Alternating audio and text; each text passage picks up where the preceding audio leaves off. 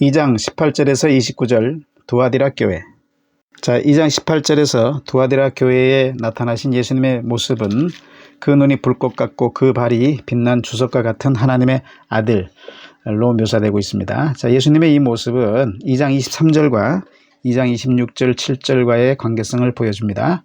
그래서 그 눈이 불꽃 같은 분이라는 묘사는 2장 23절에서 사람의 뜻과 마음을 살피는 자로 묘사되신 예수님의 모습과 관계되고, 그래서 이 모습은 교회로 하여금 바른 분별력을 갖게 해서 이세벨의 세력, 세상 나라의 그 세속과 물결 침투에 들어온 것을 물리치게 하시는 구원자가 되신다 하는 사실을 보여줍니다. 그리고 동시에 이세벨의 교훈을 따르는 자들한테는 심판자가 되신다 하는 사실을 보여주는 의미가 있습니다. 그리고 그 발이 빛난 주석과 같은 분이라는 묘사는 2장 26절 7절에 철장 권세를 행사하시는 예수님의 모습, 만국 통치권을 행사하게 해주신다고 하는 모습과 관계되는데, 그래서 이 모습은 교회로 하여금 심판권을 갖게 해서 거짓의 세력을 짓밟아 이기게 하시는 구원자 되신다 하는 사실을 보여줍니다. 12장 1절에 보시면은 해를 옷 입은 여자, 곧 교회죠. 이 교회가 달의 세력을 가지고 있는 사탄의 권세, 짐승의 권세를 이기는, 짓밟아 이기는 모습으로 묘사되고 있는 것을 보게 되고, 그래서 교회로 하여금 심판관을 갖고 거짓 세력을 이기게 하시는 구원자의 모습을 보여준다고 할 수 있습니다. 그리고 또 동시에 대적자들에게는 심판자 되시는 모습을 보여줍니다. 이 모습은 14장 19절 20절에 보면 예수님께서 바로 하나님의 이 심판권을 가지고 그 발로 악인들을 진노의 포도주대를 집어던져서 짓밟는 모습으로 묘사되고 있는 것을 볼 수 있는데, 바로 그런 심판자가 되신다는 사실을 보여주는 의미가 있습니다. 자, 그리고 예수님의 모습도 이제 하나님의 아들이라는 칭호를 여기서 사용하고 있는 것은 2장 26절 7절에서 내 아버지라고 호칭한 것과 관계됩니다. 그래서 예수님이 바로 하나님 아버지의 아들이신데, 바로 이분이 우리 승리자들로 하여금 하나님의 아들의 지위와 권세를 부여하시는 분이다. 그래서 최종적인 우리 이기는 자에게 상속되는 것이 바로 하나님의 아들의 지위, 하나님의 아들의 신분을 갖게 되는 것이라는 사실을 보여준다고 할 수가 있습니다. 그래서 계시록 21장 7절 말씀에 보면은 바로 이기는 자는 이것들을 상속으로 받으리라. 나는 그의 하나님이 되고 그는 내 아들이 되리라 하고 약속하고 계신 것을 볼 수 있죠. 바로 이와 같은 하나님의 아들의 지위와 권세를 부여하시는 분이라는 의미를 여기서 전달해 주고 있습니다. 자, 이 사실은 2장 26절 27절에서 만국 통치권, 철장 권세를 갖고 계신 권세, 그리고 새벽별을 승리자들이 약속하시는데, 그 약속은 바로 하나님의 아들로 삼겠다는 의미를 갖고 있다. 바로 그 의미를 갖고 있는 약속을 만국 통치권을 준다, 철장 권세를 준다, 새벽별을 준다라고 약속하고 있는데, 그 사실을 생각하면 여기에 바로 하나님의 아들이라는 칭호가 바로 이러한 의미를 갖고 있다는 사실을 확증할 수가 있겠습니다. 계속해서 2장 19절에서 내가 네 사업과 사랑과 믿음과 섬김과 인내를 아노니라고 말씀합니다. 자, 여기서 이 내 사업이라는 말은 내 행위들 이라는 말입니다. 복수 2장 2절에서 나왔던 행위와 같은 단어로 쓰여져 있습니다.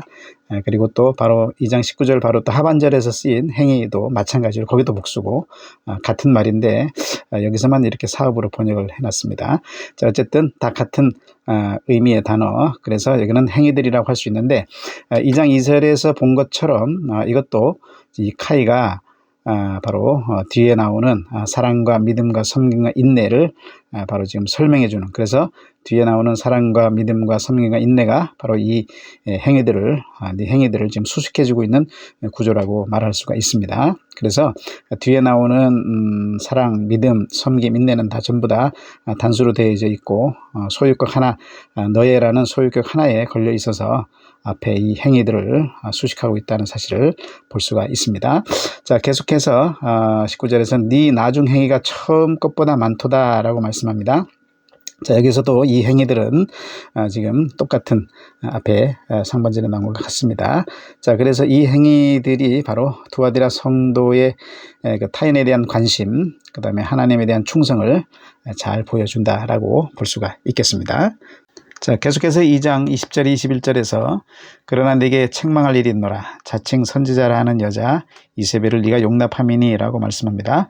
자, 여기서 네가 용납함이니 라고 했을 때 용납하다는 말은 허용하다, 인정하다라는 뜻을 함축하고 있는 단어입니다. 그래서 이세벨의 교훈에 대해서 두아데라 교회가 적극적으로 반대하지 못하고 미온적이었다는 태도에 대해서 지적하시는 것을 볼 수 있습니다. 그리고 여기 자칭 선지자라는 여자 이세벨이라고 하는 말은 이세벨의 교훈이 니골라당의 교훈과 유사한 것을 보여주는데, 구약의 그 이세벨, 옛 이세벨이죠. 아합의 부인이었던 옛 이세벨과 같은 역할을 하는 이단자에게 붙여진 이름입니다. 그래서 원래 구약시대의 아합의 부인이었던 이세벨은 바알을, 우상을 이스라엘에 끌어들여서 이스라엘을 망하게 한 장본인이었죠. 바로 이렇게 이 여자 이세벨은 교회 안에 침투에 들어와 가지고 교회의 순전성을 파괴하고 신앙의 정제를 빼앗은 바로 그런 역할을 했던 세력이었던 것입니다.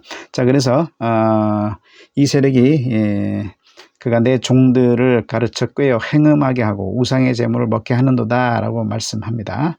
그리고 21절에 가면 자기의 음행을 회개하고자 아니하는도다 라고 또 말하는 것을 보게 됩니다.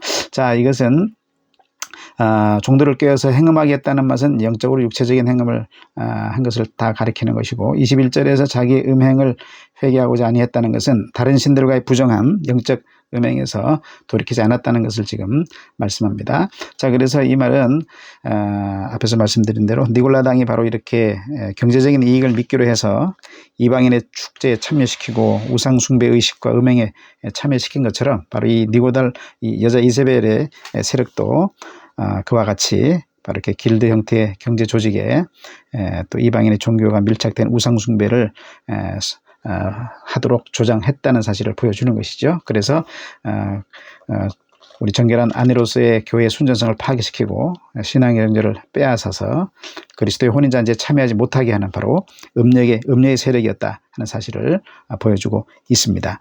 바로 여기서 여자 이세벨의 세력은 17장 18장에 넘어가면 이제 음녀 바벨론의 언어로 확대되는 모습을 보여주는데요. 거기에 보면 이 음녀 바벨론이 바로 짐승 우상 숭배와 물질 우상 숭배, 자기 우상 숭배로 말미암아서 세상을 망하게 하는 세력으로 묘사되고 있는 것을 보게 되는데, 이 세력이 우리 믿음의 신자들까지 무너뜨리려고 하는 세력으로 등장하고 있는 것을 보여줍니다. 바로 이 두아디라 교회 내에 이런 세력이 침투해 들어와서 이 세속화의 물결을 통해서 교회를 무너뜨리려고 했다는 사실을 이렇게 지금 지적하고 있는 것입니다. 자, 그래서 교회는 바로 이 이세벨의 세력에 대해서는 단호하게 적극적으로 반대하고 절대 미온적인 태도를 취해서는 안 된다는 사실을 교훈해 주고 있는 것입니다. 계속해서 2장 22절 23절 상반절에 볼지어다 내가 그를 침상에 던질 터이요 또 그와 더불어 간음하는 자들도 만일 그의 행위를 회개하지 아니하면 큰 환난 가운데 던지고 또 내가 사망으로 그의 자녀를 죽이리니 라고 말씀합니다.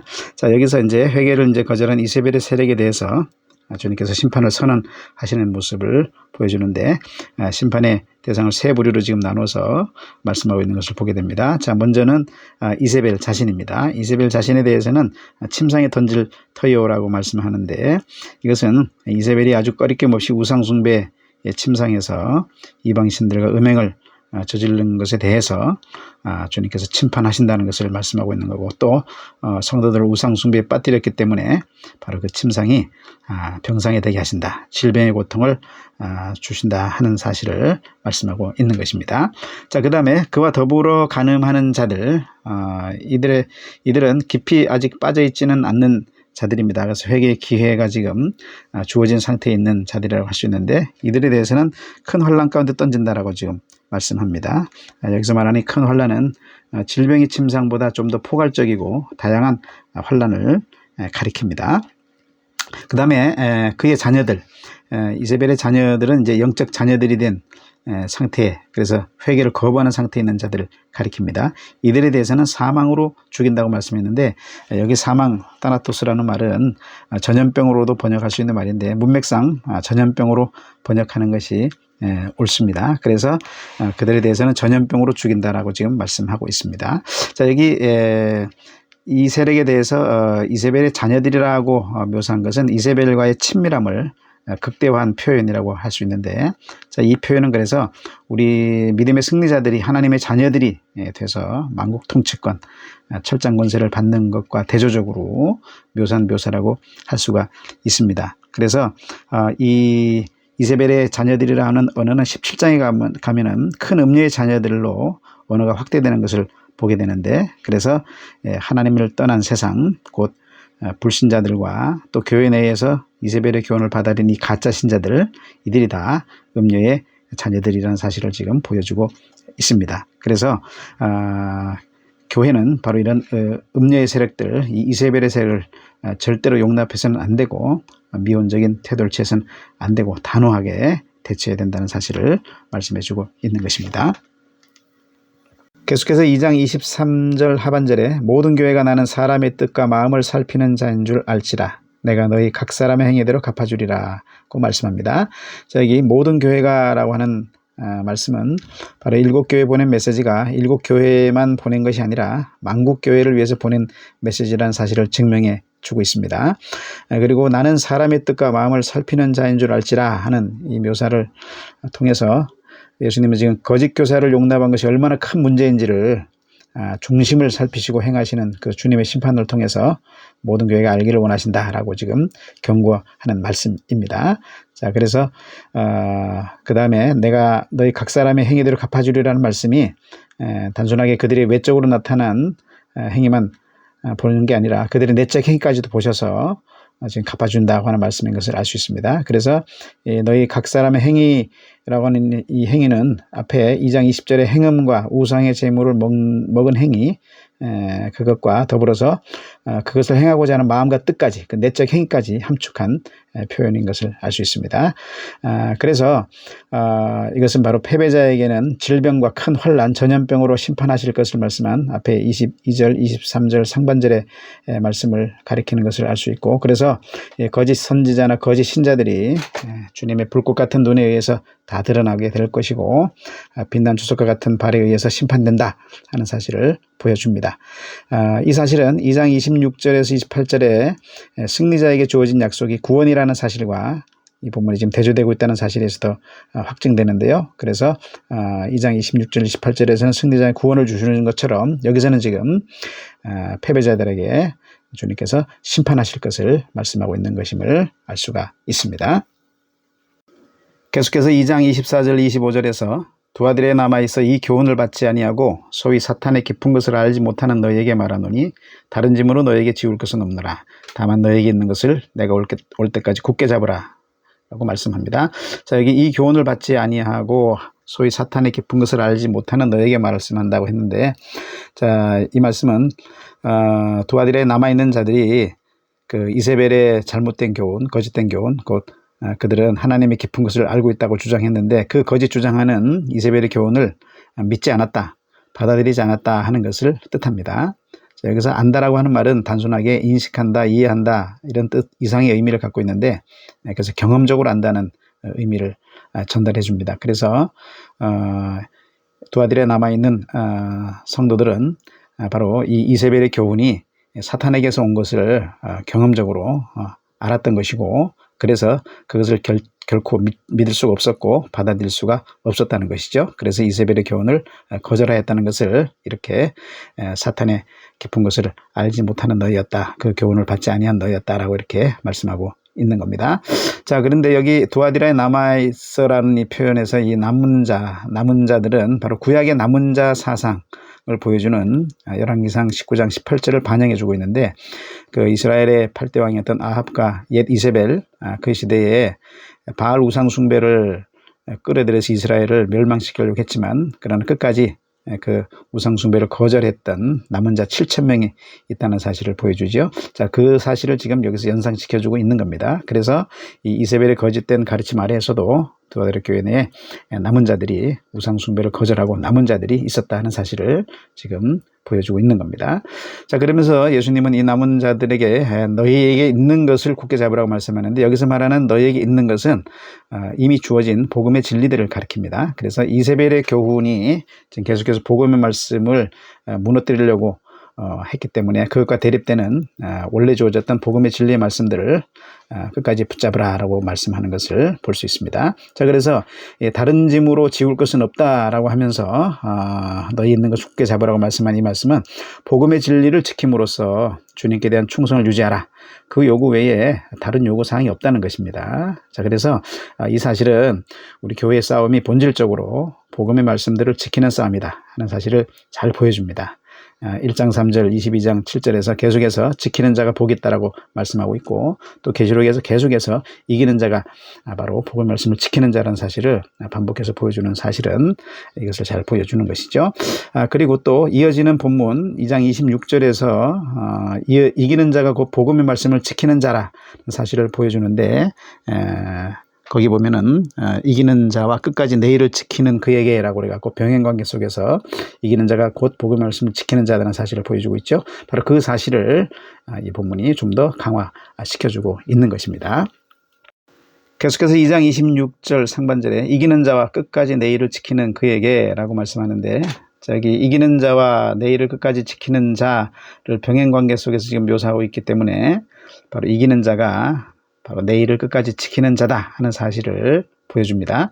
자, 여기서 내일을 끝까지 지킨다고 했을 때 내일은 바로 주님의 행위를 가리킵니다. 이것은 2장 22절 23절에서 이세벨의 행위, 각 사람의 행위와 대조되는 묘사입니다. 그 이세벨의 행위와 각 사람의 행위, 우상숭배와 음행의 삶을 산 그 행위와 대조되는 행위인데, 그래서 십자가 구속사역을 통해서 교회를 구원하시고 하나님 나라를 건설하신 주님의 행위, 예수님의 구속사역을 가리키는 것이죠. 자, 그래서 여기서 주님의 일을 지킨다, 내 일을 지킨다고 하는 말은 다른 게 아니라 예수님의 그 구속사역에 기초해서 우상숭배를 극복한 성결한 삶을 사는 것을 가리키는 것을 알 수 있습니다.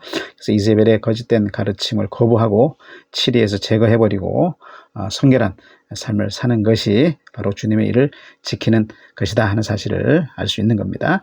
자, 그래서 이 본문은 나머지 교회들과 계시록 전체에서도 동일하게 해석할 수 있는 힌트를 제공해 줍니다. 다시 말해서 이기는 자가 바로 복음의 말씀을 믿고 인내하며 지키는 자다 하는 사실을 일관되게 우리한테 보여주는 겁니다. 자, 그래서 이 본문은 바로 우리 교회의 싸움이 본질적으로 사탄과 세상의 유혹, 죄의 욕망과의 싸움이다 사실을 보여줍니다. 물리적 싸움이 아니고 군사적 싸움이 아니라는 것이죠. 그리고 바로 교회의 승리가 그러한 영적 전쟁에서 믿음의 인내로 이기는 승리다 하는 사실을 잘 보여줍니다. 자, 물론 이 영적 전쟁이 물리적 전쟁, 군사적 전쟁 등으로도 나타날 수가 있습니다. 이 사실은 6장 7절 8절에 보면 넷째 인땜에서 검으로 죽이는 모습에서 잘 보여주는데, 그래서 검으로 죽인다는 것은 일반적인 전쟁에 의해서 죽인다는 사실을 보여주고 있습니다. 그래서 이 영적 전쟁이 본질적으로 영적 전쟁이지만 이것은 물리적인 군사적인 전쟁으로도 얼마든지 나타날 수 있다 하는 사실을 또한 우리가 인지할 필요가 있겠습니다. 계속해서 2장 26절 하반절에서 27절, 만국을 다스리는 권세를 주리니 그가 철장을 가지고 그들을 다스려 질그릇 깨뜨리는 것과 같이 하리라. 나도 내 아버지께 받은 것이 그러하니라 라고 말씀합니다. 자, 여기 만국을 다스리는 권세, 철장 권세를 준다는 말씀은 시편 2편을 반영한 말씀인데요. 시편 2편을 보시게 되면 메시아와 메시아 백성들이 적대 민족들에 대해서 철저한 파괴하는 모습을 그려주고 있습니다. 그래서 이 말씀은 바로 성도들로 하여금 최후의 그 심판, 주님의 최후의 심판에 참여시킨다 하는 사실을 보여주고 있다고 할 수 있습니다. 물론 성도들이 여기서 직접 심판하는 자리에 서서 심판하는 것은 아닙니다. 다만 주님의 심판에 참여함으로써 심판권을 행사하는 권세와 지위를 갖게 되는 것을 보여주는 것이죠.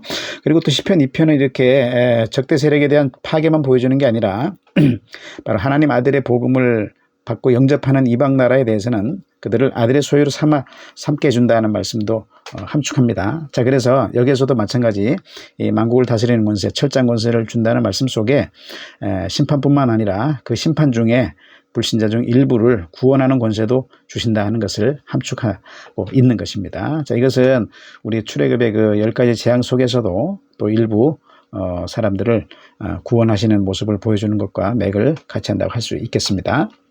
자, 이렇게 주님의 이 약속, 만국을 다스리는 권세, 철장 권세를 주시는 것은 초림 때부터 시작해서 재림 때 완성되는 모습으로 나타납니다.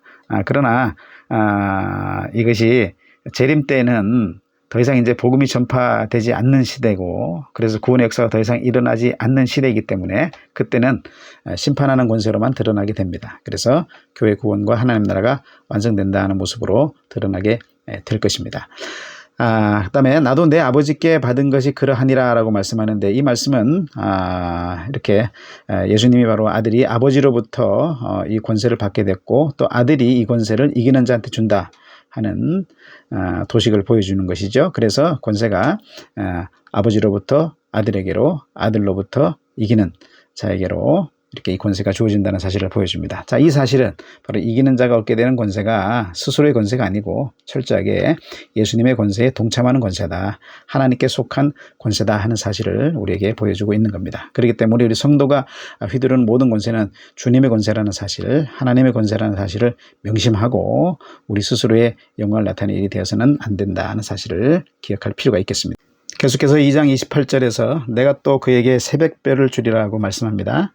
자, 이 말씀은 앞에 26절, 27절에서 승리자들을 메시아 통치 권세에 참여시킨다고 말씀했는데, 그것을 좀 더 구체적으로 설명해 주는 것이라고 할 수 있습니다. 그래서 이 말씀은 새벽별로서 바로 메시아의 신분과 영광에 참여시킨다는 것을 보여주는 것이라고 볼 수가 있습니다. 이 승리자들에게 이 하나님의 아들됨, 하나님의 아들됨의 신분을 확증해주고 하나님의 아들됨의 권세를 부여하는 것을 여기서 지금 새벽별을 준다라고 말씀한 것이라는 사실입니다. 자, 그래서 하나님의 아들됨의 신분을 확증한다는 것은 바로 새벽별이신 하나님의 아들이신 예수님, 예수님 바로 광명한 새벽별이라고 22장 16절에서 말씀하시죠. 그래서 바로 새벽별이신 하나님의 아들이 그 능력으로서 우리 승리자들을 바로 하나님의 아들 됨의 칭호인 새벽별을 주신다라고 여기서 지금 말씀해주고 있다고 볼 수가 있고, 또 하나님의 아들됨의 권세를 부여한다는 것은 바로 예수님이 승리자로서 그 7인을 떼는 왕권을 행사하신 것처럼 바로 그 왕권을 우리 승리자들한테 행사하게끔 해주신다 하는 것을 의미한다고 할 수 있습니다. 그래서 우리 승리자들을 하여금 이세벨의 음행의 어둠을 물리치게 하신다, 바벨론의 음행의 세력을 물리치게 하는 권세를 주신다 하는 것을 뜻하는 것이라고 할 수 있겠습니다. 자, 이렇게 승리자들에게 새벽별을 주신다는 것은 초림 때부터 이미 또 우리가 시작이 됐고, 또 재림 때 완성이 되고 영원 세계에서 계속 될 것입니다. 자, 그렇지만 특별히 본문의 이 약속은 마지막 때에 주어질 것에 초점이 주어지고 있다는 사실을 기억할 필요가 있습니다. 다른 모든 교회들에게도 약속이 주어지는 모습을 보면 전부 다 종말론적인 약속과 관계되어 있습니다. 그래서 그것과의 평행 관계성 속에서 봐야 되기 때문에 여기서 새벽별을 준다는 의미도 바로 마지막 때에 주어질 것에 초점이 주어지고 있다라고 봐야 한다는 것입니다.